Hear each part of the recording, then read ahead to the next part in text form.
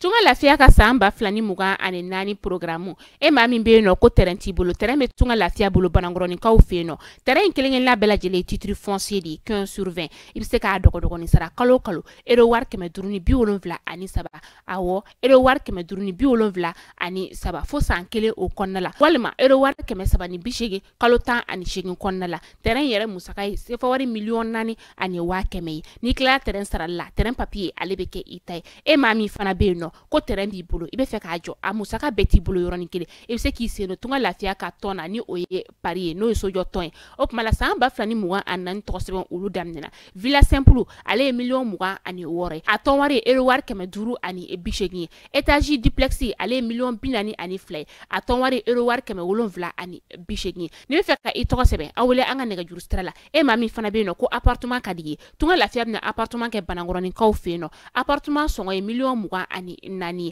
ibisa ale fana dogo ni sara ero war keme wolonvla ani mugan fo san nani o konnala a wo san nani tunga lafiya nana tunga range ulu lafiya likama op mala anga nega juru sira ayo bamba 00223 72 18 42 47 walma 00336 41 94 03 80 tunga lafiya ka lanyini e femi malende munu sigleme jamana ko ka o beka se ka so kelengelen soro ba maliba ali konnala.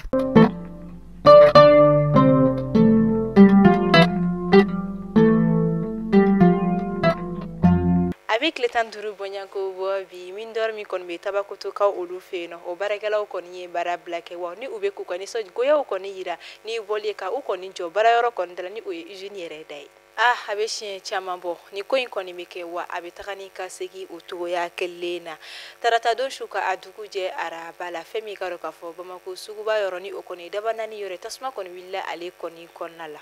Festival Le Chant des Linguères min koni meke kumba gawlo fe nyina koni ale bina ke anga jamana faba kono min baro bina damne bi février kalo klita anduru katabla fo février kalo klita an woro mimna ke anga jamana nyama koni ka nyama ya konnala biye alam say février kalo klita anduru saba fla ani mugandani aw mun soxolindu ana mali kono mali koka mali kuna funi bolo la serofe aw bela jali nyatuma aw bismillah ka bi kuna funi aw keneka.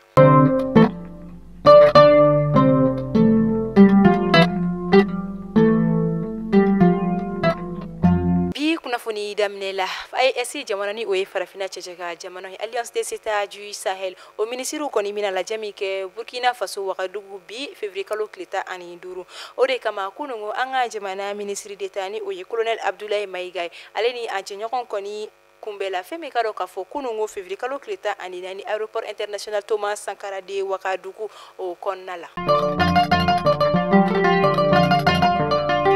Kado kafo office di Niger ale koni directeur fallani wakatina kasangani anga jamana ministry ko la dala siglimi koni meke araba kasangani kunuta koni kunafonia yirala kafo femi kado kafo PDG Abdel Kader Konate ale koni nodablalani Badra Aliou Traoré koni ni o ingénieur génie civil o koni kulungo février kalo kita anani samba fla ani muga ani nani anga jamana ita major général des armées ale koni ada faso den keleng la brajira len kuluka ko kunungo sogoma da nya fa olu koni fe anga jamana fitigila kaw koni bamaga ci dina tigila mado koni nomine munu koni ka nyema koni amajire ba o koni uyu nomine yoromi na femi kalo kafo koni wulika joke kaseka dan koni kare ula mi koni kala yorom no koni duro nu wuli kaseka nunu koni shila tunun chugo ya mina ore koni kamanga jamana ita major général des armées ako kabe faso je keleng la bela jiralen koni akilisi ka foko bashi foi koni te ko wakanga jamana fintigila ka ubuka faso barala ayirala ka foko ni jakulu manune koni kunyi feme kado ka fo ataki mi koni taraka kolo dugu koro koni segere fogata si musa were koni ma fogata si dugu miseni were chama koni manune koni ulu bela jiralen koni sawi inafanya fo yena bakurba kuna funina togo ya mina avec le temps duru bonyanko bo bi femi karo ko fo min dormi kon be tabako toni o koni sanu bara yoro mi koni be o barakelo koni bara blado koni ke mi ko fe o koni bora ka chari ikado ka fo usine yere koni dala ka ukani sogoyo koni yira ukani bara bla ani boli kunte do were kasega ayira ka fo akun folo de koni a takalaje barakɛ sara kɔni tɛ sɔrɔ a wagati la aw bɛ kalo fila de kɛ walasa aw ka se ka kalo kelen kɔni barakɛ sara o sɔrɔ a filanan o ye mun ye baarakɛlaw minnu kɔni ye baara bila kabini mɛ kalo tɛmɛnen san 2023 olu kɔni ka hakɛ olu sarabaliya u ye fo ka taa se u ka ENPS ani AMO olu wariw fana sarabaliya o nɔ ninnu de kɔni kɛra kun ye fɛn min kɔni na i k'a dɔn k'a fɔ tabakoto min dɔri baarakɛlaw kɔni ye baarabila kɔni ŋaniya ta o kɛlen kɔfɛ u kɔni bɔra ka cari baarayɔrɔ kɔni dala ni o ye usine da ka se ka u ka nisɔngoya olu yira o de kɔni senfɛ walasa ka se ka baarayɔrɔ kɔni lakana cogoya min na n'a ma ye bɛɛ lajɛlen kɔni wililen don ka i ka dusuma a kasaya yira o de kɔni senfɛ usine direction kɔni ye wele bila gendarme lakaw olu kɔni ma minnu kɔni bɔra Bamako faba kɔnɔ ka taa walasa ka se ka taa basigi kɛ cogoya min na o de kɔni kama délai kɔni dila i ka dɔn k'a fɔ ni baarakɛla kofɔlenw kɔni ma u ka bɔ usine da la délai min yɛrɛ kɔni ni ale bi ban bi kɔni nɛgɛ kaɲɛ fu o wagatiw kɔni na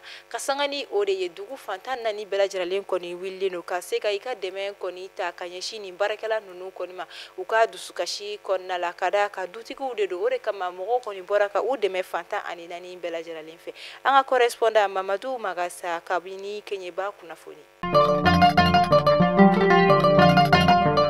wa a bɛ kɛ a bɛ taga ni ka segin ka kɛ tuguni kuma caman ni ti a siɲɛ fɔlɔ ye a siɲɛ filanan tɛ maa yɛrɛ kɔni ti a da dɔn tuguni fɛn min ka dɔn k'a fɔ daba naani sugu ale kɔni bɛ jeni san camanw na o de kɔni kama tarata don su ka dugu jɛ araba la daba naani kɔnɔna la tasuma kunfɔlɔw kɔni yera maaw olu kɔni fɛ min kɔni kɛra sababu ye ka se ka wulikajɔw kɛ walasa a ɲangataw kɔni kana taga yɔrɔ jan nin kɔni kamanagan ko nin yɔrɔ sigibaga ni a feerebaga kelenna bɛɛ lajɛlen ma ka d'a kan a bɛ kɛ kuma caman wa a tɛ dabila mun de ye a sababu ye fɛɛrɛ jumɛn bɛ se ka sɔrɔ a la ni ne kɔni ye nin yɔrɔ sigibaga kelen bɛɛ lajɛlen ka laɲini min n'ale tɔgɔ bɛ maliyɛnden bɛɛ da an bɛ don min na i n'a fɔ bi o de ye Tezuleka ye Tezuleka a nana don maliyɛndenw ka te nimisi wasa ale kama koyi o kuma la kunkolodimi banbali bɛ e mɔgɔ min na farikolo bɛɛ dimi bɛ e mɔgɔ min na farikolo kɔni ale mɔgɔ bɛ ni na lafiya ani ni la wasa de la Tezuleka de bɛ se ka o k'i ye Tezuleka maliyɛndenw ni lafiya yɔrɔ de don koyi Tezuleka a san i ka galon bɔnda i ka se k'a dɔn k'a fɔ ko Tezuleka ale kɔni te tɔw olu ti kelen k'a fɔ ko n ye n ka te san n ye premier wuli ka deuxième wuli ko n ka deuxième k'ale ɲɛ jɛra o tɛ Tezuleka ye dɛ Tezuleka premier n'a deuxième bɛɛ lajɛlen ɲɛ de ye kelen f'i bɛ tila ka i yɛrɛ sɔsɔ a la tuguni n'o y'a sɔrɔ ko premier de tɛ deuxième ye e mɔgɔ bɛ a camion fa santa la sa Ibrahim Ɲagadu ale ka nɛgɛjuru sira Congo a taara i kɔngɔn fa la ni ka n'a ton suguba o kɔnɔna la nɛgɛjuru sira 70 06 06 61 walima 65 65 65 97 walima tuguni 72 08 19 91 Tezuleka tew ka lagari Tezuleka tew ka mandi o kuma sansa i ka galonbɔne da an bɛ taa Gawukaw fɛ yen nɔ kunungo araba fiviri kalo tile 14 mɔgɔ 30 bɔɲanko formation kɔni dɔ daminɛna olu kunna min kɔni tɛna kɛ dɔ wɛrɛ ka se ka mɔgɔw kɔni cɛbɛn kɔni o sabati cogo olu ɲumanw kɔni kɛ u kunna bɔra an bɛ taa Banamba fɛn min ka dɔn ka fɔ lakɔliden maa 700 bɔɲanko a bɛ taa i jɔ de la minnu kɔni bɛ a ta kilasi fɔlɔ ka taa bila fɔ kilasi 6nan olu kɔni na olu kɔni ye kalankɛminɛnw kɔni sɔrɔ min kɔni dira u ma ni nin kɛra nisɔndiyaba ye i ka dɔn ka fɔ nin yɔrɔ marabolo maaw bolo kosɛbɛ. Rentrée littéraire du Mali min bɛ kɛ san o san ɲinataw baara kɔni bɛna boloda ka ta février kalo tile 20 na ka taa bila février kalo tile 24 olu kɔni na baaraw kɔni nun donna tarata tɛmɛnen na min kɔni kɛra kunnafoni di lajɛ dɔw kɔni sen fɛ ɲinata thème kɔni tɛ dɔwɛrɛ o de ye ko l'Afrique du vivre ensemble min kɔni bɛ se ka kɛ farafinna jamanaw kɔni ka kelenya ɲinata comité d'organisation kɔni directeur ale de ye Ibrahima Aya ale ye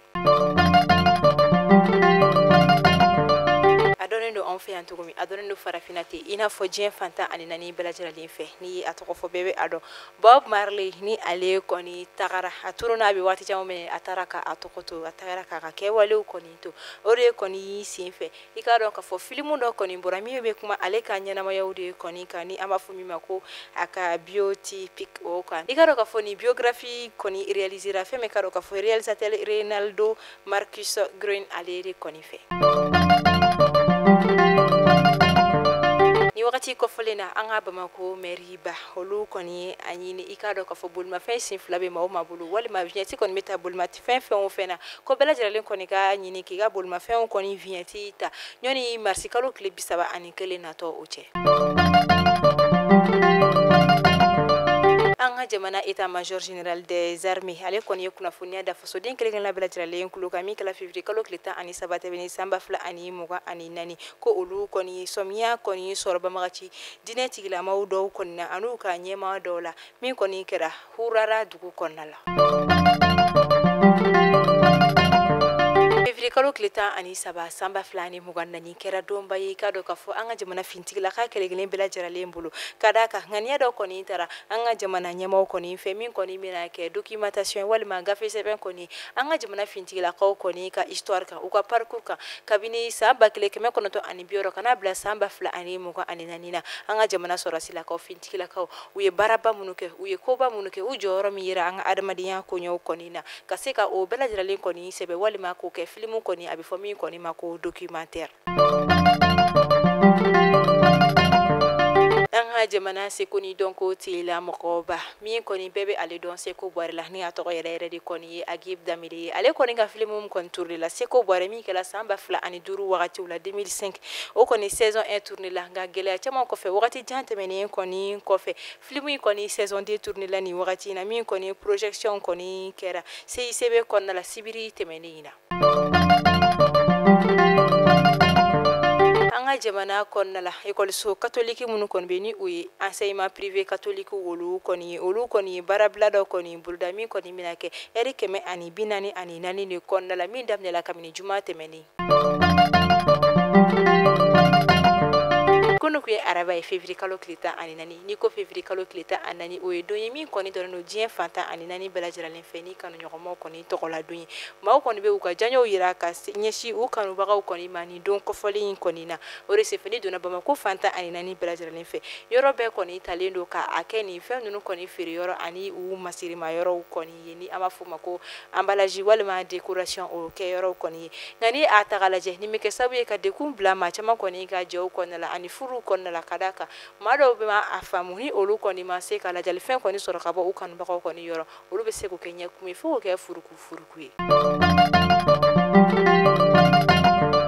an bɛ taa Sikaso ni wagati in na forum dɔ kɔni sigila sen kan min kɔni kun tɛ dɔwɛrɛ ye walasa frontières kɔni ni ɲɔgɔn cɛ olu kɔni bɛ se ka ŋaniyaw ta cogoya min na ka wulikajɔ baaraw kɔni kɛ min kɔni bɛna kɛ Maliens ani ni Burkina bɛ olu ni ɲɔgɔn cɛ lasigi kɔni bɛ kɛ Sikaso i ka dɔn k'a fɔ Mali ani Burkina frontière la. Festival Le Chant des Lingueurs min kɔni bɛna kɛ février kalo tile 15 n'o bɛ daminɛ bi ka taa bila février kalo tile 16 la min kɔni bɛna kɛ Bamako faba kɔnɔna la nin na o de kama ka sanga ni kununko araba février kalo tile 14 ye fɛn min ka dɔn k'a fɔ conférence de presse dɔ kɔni kɛra centre international de conférence de Bamako kɔni na min kɔni kɛnɛ kan an ka jamana seko ni dɔnko minisiri kɔni tun bɛ a kɛnɛ kan ni o ye an Dokoli Gindo ye ni kɔni ɲɛmaya bɛɛ talen don ka di an ka jamana ɲɛmaa ma ni o ye colonel Assimi Goïta ye. kunnafoni kuncɛ la an bɛ taa Côte d'Ivoire ni wagati in na a bɛ san 2 bɔɲa ko bɔ Côte d'Ivoire jamana ɲɛmaaw kɔni ye a ŋaniya ta k'a fɔ ko olu ka balofɛn foyi kɔni kana don an ka jamana kɔnɔna la o de senfɛ ni wagati laban ninnu na fɛn min ka dɔn k'a fɔ logo feerelaw olu kɔni bɛ ka bɔ ka dama kasi olu kɔni kɛ bɔlɔlɔsiraw kɔni fɛ ani sira wɛrɛw fɛ ka d'a kan ko olu kɔni ka feerefɛnw b'a la ka tiɲɛ olu bolo u kɔni tun bɛ nafa min sɔrɔ la o tɛ ka sɔrɔ la bilen ka d'a kan feere min tun bɛ sɔrɔ fɔlɔ o tɛ ka sɔrɔ tuguni wa u ka feerefɛnw b'a la ka tiɲɛ u bolo. ayiwa ni de bɛ dan sigi k'aw ka bi kunnafoniyaw la an b'a fɔ aw ni ce a ka lamɛnni ko ɲuman na a y'aw sɔgɔlen to Mali kunnafoni TV bɔlɔlɔsiraw la aw kan bɛ sini Ala ma basi kɛ ne ni aw la.